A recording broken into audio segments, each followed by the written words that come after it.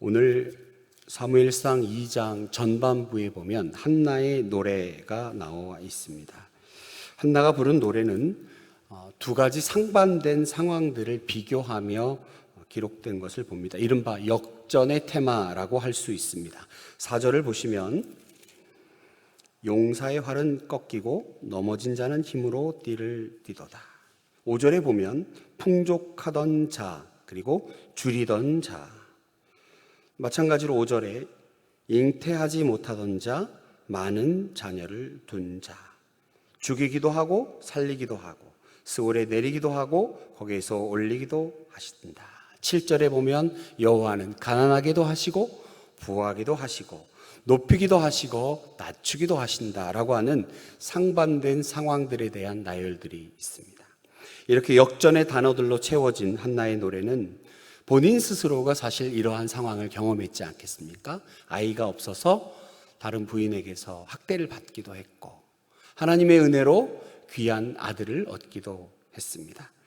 자신이 체험한 그 상황을 배경으로 해서 하나님께서 자신의 간절한 기도를 들으시고 과거에 소망 없던 불행한 삶에서 자신을 구원해 주셨다라고 하는 상황을 돌아보며 주를 찬양하고 있는 것입니다. 여러분, 그런데 우리가 주목할 것은 과거를 회상한 것처럼 보이는 이 한나의 노래가 사실은 과거의 경험과 체험에 그치는 것이 아니라 앞으로 사무엘 이후 보여주게 될 미래의 역사를 예상할 수 있도록 해준다라는 면에서 대단히 큰 의미가 있습니다. 엘리 제사장의 가문이 몰락합니다. 그리고 사무엘이 그의 시대를 대신하는 반전의 역사를 써나갑니다. 이스라엘의 첫 번째 왕, 이스라엘이 그렇게 원했던 왕 사울이 다윗에 의해 대체되는 역사를 보게 됩니다. 이 모든 반전의 역사, 이것은 하나님의 주권적인 다스림으로 말미암아 펼쳐지는 역사이고 이 땅의 모든 역사는 전적으로 하나님의 절대적인 주권에 있음을 보게 됩니다. 오늘 우리 하나님의 위대하심 앞에서 절대적인 주권, 그 하나님 앞에서 우리는 겸손하게 주님을 온전히 바라보아야 합니다. 오늘 어떠한 일이 우리 가운데 있을지 기대합니다. 하나님의 전적인 주권입니다. 하나님의 가장 선하신 뜻이 우리 삶 가운데 가득하기를 축원합니다. 사무엘은 이제 어머니 한나의 서약 기도대로 실로의 성전에서 살게 되었습니다. 우리가 생각할 때 이 아이가 성전에서 살게 되었다. 와, 참 좋은 곳에서 은혜롭게 잘 살게 되었네. 험한 세상에서, 거친 세상에서 사는 것보다 하나님께 제사드리고 찬송의 소리가 멈추지 않는 성전이라면 사무엘의 이 어릴 적 환경은 대단히 훌륭하겠다, 참 은혜롭겠다 생각할 수 있겠지만 실제로 어린 사무엘이 거하게 될 이곳의 영적인 상황은 대단히 암울한 것이었고 좋지 않았습니다.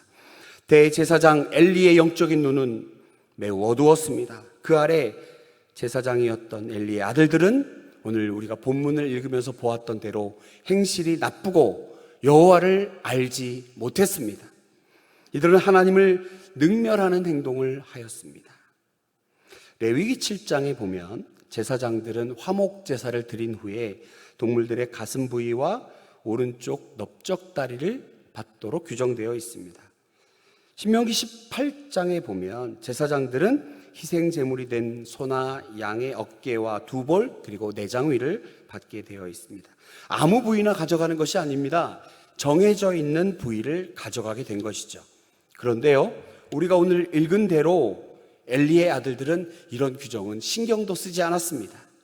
13절과 14절을 보면 엘리 제사장의 아들들에게 명령받은 종들은 제사 후에 남은 고기를 삶고 있으면 아무렇게나 갈고리로 찍어서 가져가 버렸습니다. 자기의 보기에 좋은 고기를, 먹음직한 부위, 그것을 갈고리로 찍어 가져간 것입니다. 탐욕을 위하여 제사장이라고 하는 지위를 이용하였던 것입니다. 더 나아가 그들은 심지어 제사를 드리기도 전에 제물을 먼저 갈취했던 그들입니다. 하나님께서는 고기의 기름을 먼저 불로 태워 제사를 드려 올린 뒤에 남은 고기를 먹도록 명하셨습니다. 그런데 제사도 드리기도 전에 구워 먹을 살코기를 따로 떼어 먼저 챙겼습니다. 하나님을 무시한 것입니다. 하나님의 말씀은 그들에게 안중에도 없었던 것입니다. 사람들은 이러한 제사장들의 태도가 하나님의 뜻을 거역하고 있음을 잘 알고 있습니다. 16절을 보면 이들이 요청하는 장면이 나옵니다. 그 사람이 이르기를 반드시 먼저 기름을 태운 후에 내 마음에 원하는 대로 가지라 하면 그가 말하기를 아니라 지금 내게 내라. 그렇지 아니하면 내가 억지로 빼앗으리라. 이들이 먼저 기름 태워 하나님께 제사 드리도록 되어 있으니 그렇게 하고 난 뒤에 가져가십시오라고 해도 무시해버렸습니다. 당장 내놓아라. 그렇지 않으면 강제로라도 가져가겠다. 하나님의 뜻을 어기는 것을 넘어서 사람들의 신앙마저 짓밟고 자신이 얻고자 하는 것을 강제로 탈취한 것입니다. 여러분, 제사장은 어리석고 죄 많은 백성들을 대신하여 하나님께 제사 드리는 자인데 누가 누구를 지금 걱정하고 있습니까? 누가 누구에게 하나님의 말씀을 지키라 명하고 있습니까? 17절에서 말씀은 이들을 냉정하게 평가합니다. 이들이 여호와의 제사를 멸시했기에 이들의 죄가 심히 크다. 이들은 하나님의 일을 감당하는 이들임에도 불구하고 하나님 없는 것처럼 행동했고 철저하게 자신의 탐욕을 위해 모든 권력을 사용했습니다. 하나님을 모욕했고 이웃의 신앙, 이스라엘 백성들의 신앙을 실족해 하였습니다. 정의와 공평을 무너뜨렸습니다. 오늘의 말씀이 우리에게 대단히 무겁게 다가옵니다. 오늘날 기독교, 강한 힘과 권세, 부를 가진 종교입니다. 누가 뭐라 해도 그렇습니다. 전 세계적으로 보아도 흔히 선진국이라 말할 수 있는 국가들은 기독교 인구가 대다수인 경우가 많습니다. 그런데 세상은 과연 우리의 기독교인이 늘어가는 것처럼 전 세계 선진국들이 기독교 국가라고 하는데 그들이 말하는 것처럼 세계가 평화롭고 하나님이 말씀하시는 정의와 공의가 강같이 물같이 흐르는 그런 시대인가? 아니면 여전히 죄악된 세상인가? 흥미로운 논문이 하나 있습니다. 한국 기독교 초기에 기독교가 전파된 이후에 80년대, 70년대를 지나면서 한국 교회가 대단히 부흥을 했습니다. 그리고 전에 없던 부흥이었습니다. 그리고 어느 정도 안정화되어 있습니다. 이제 2000년도 지나고 2023년을 지나는 이 시점에 모든 교회가 그런 건 아니지만 일부 교회는 대단히 부유합니다. 그리고 그 교회의 성도님들 역시 다른 평균적인 사람들보다 경제적인 수준이 높다. 왜 그럴까? 어떤 학자들이 분석을 해보았는데 70년대, 80년대 이전 기독교를 받아들이면서 금욕적인 생활을 했던 초기 기독교인들, 외국 선교사들이 우리나라 와서 제일 먼저 놀란 게 조선이라는 나라는 왜 이렇게 사람들이 술을 먹냐. 낮에도 비틀비틀거리는 사람들이 많고 길가가 온통 오물더미로 쌓여 있더라 하는 기록들이 있고 실제로 그런 사진들이 있습니다. 그런데 기독교가 전파된 이래 선교사들의 지침에 따라 술 먹고 놀고 난장판 부리는 것보다는 아침 일찍 일어나 새벽 예배 드리고 산과 들과 논으로 나가 열심히 농사하고 자녀를 위해서 기도하고 그들을 가르치고 하는 기독교 교육이 정착된, 그래서 초기 기독교를 믿었던 그리고 그들의 신앙의 가문을 이어받았던 가문들이 상대적으로 그의 부를 하나님 주시는 은혜로 경제적인 부를 쌓게 되었다라고 하는 분석들을 보게 됩니다. 절대적인 건 아니지만 저는 일부 동의하는 부분이 있습니다. 이처럼 하나님의 은혜로 한국 교회가 이렇게 큰 부흥을 이뤘고 큰 건물과 화려한 그런 모습들을 자랑하는 교회도 있고, 그런데 왜 세상은 변화하지 않고 세상 가운데는 아직도 죄악이 더 세 보이는 것처럼 보일까? 사탄의 문해가 젊은이들의 마음을 왜 지배하게 되는 것일까? 오늘 본문을 읽으면서 엘리 제사장들이 했던 그 모습들이, 그 아들들이 했던 모습들이 오늘날 우리의 모습을 보게 되는 건 아닌지 상당히 마음속에 우울한 마음도 들고 회개하는 마음도 든 것이 사실입니다. 그런데 여러분, 사무엘 2장에 이와 같은 비참한 이야기, 슬픈 이야기, 안타까운 이야기, 죄로 가득한 엘리 제사장과 그 아들들의 이야기 가운데에 갖게 되는 소망의 빛을 우리는 꼭 발견해야 합니다. 엘리 집안의 어두운 모습이 상세되게 묘사되는 도중에 그 사이사이 한 줄기 가느다란 빗줄기가 내려 비추는 것을 보게 됩니다. 백성들을 실족해 하였던 그들, 하나님의 말씀을 거역하고 자기들 마음대로 재물을 탈취하였던 그 제사장과 아들들의 모습 가운데 한 줄기 빛이 내립니다. 11절의 말씀 우리 함께 읽겠습니다. 엘가나는 라마의 자기 집으로 돌아가고 그 아이는 제사장 엘리 앞에서 여호와를 섬기니라. 앞절에 있는 10절의 말씀과 11절이 잘 어울리지 않을 것 같지만 한 줄기 빛이 보입니다. 18절은 또 어떻습니까? 우리 함께 18절도 함께 읽겠습니다. 사무엘은 어렸을 때에 세마포 에봇을 입고 여호와 앞에서 섬겼더라. 17절에 어떤 단어입니까? 이 소년들의 죄가 여호와 앞에 심히 크면 그들이 여호와의 제사를 멸시함이었더라. 어울리지 않는 단어가 18절에 나옵니다. 사무엘은 어렸을 때에 세마포 에봇을 입고 여호와 앞에서 섬겼더라. 21절은 어떻습니까?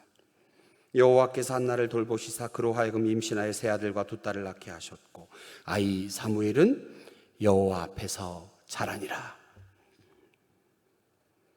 이 빗줄기는 가느다랗게 비치고 있는 이 빗줄기는 돋는의 아침 빛처럼 이스라엘 온 땅을 비추게 될 것입니다.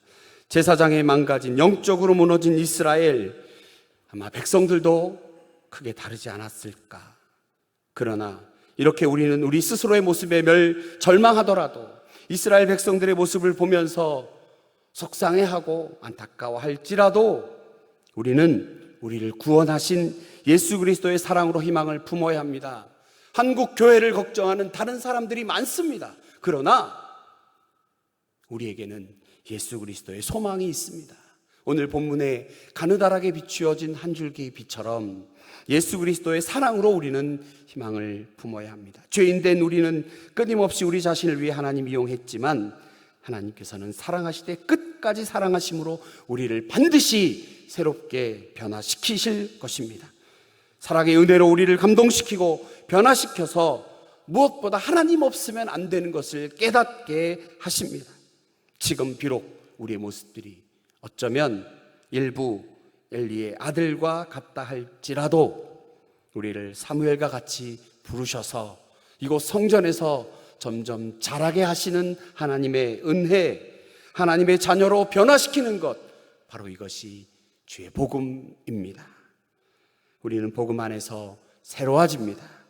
오늘 주신 말씀 가운데 하나님의 사랑을 기억하고 우리가 정말로 소중히 생각해야 될 것, 한 줄기 빗줄기를 우리에게 비추셔서 어둠 가운데서 빛 가운데로 걸어가게 하시는 하나님의 은혜를 경험하며 이 귀한 빗줄기를 세상 가운데 비추시는 여러분 되시기를 간절히 축원합니다. 좋으신 아버지 하나님, 이스라엘의 암울한 영적인 하나님을 무시하고 하나님의 거룩한 예배를 짓밟았던 참으로 있어서는 안 되는 부끄러운 모습들 가운데 주께서는 자라게 하시고 예배하게 하시고 옷 입게 하시니 주여 이 가운데 우리가 소망의 빛을 바라보게 됩니다. 하나님, 정말로 소중히 생각해야 될 것, 하나님 참 진리가 무엇인지를 깨달아 나가는 이 하나님 간절한 소망의 우리의 여정들을 멈추지 않게 하시고 하나님 오늘도 주시는 하나님의 은혜 가운데 주의 빗줄기를 우리 세상 가운데 비추는 우리 모두가 되게 하여 주시옵소서. 우리의 기도가 하나님 앞에 올려지기를 간절히 소망합니다. 하나님 함께하여 주심을 감사드리며 예수님 거룩하신 이름으로 기도하옵나이다.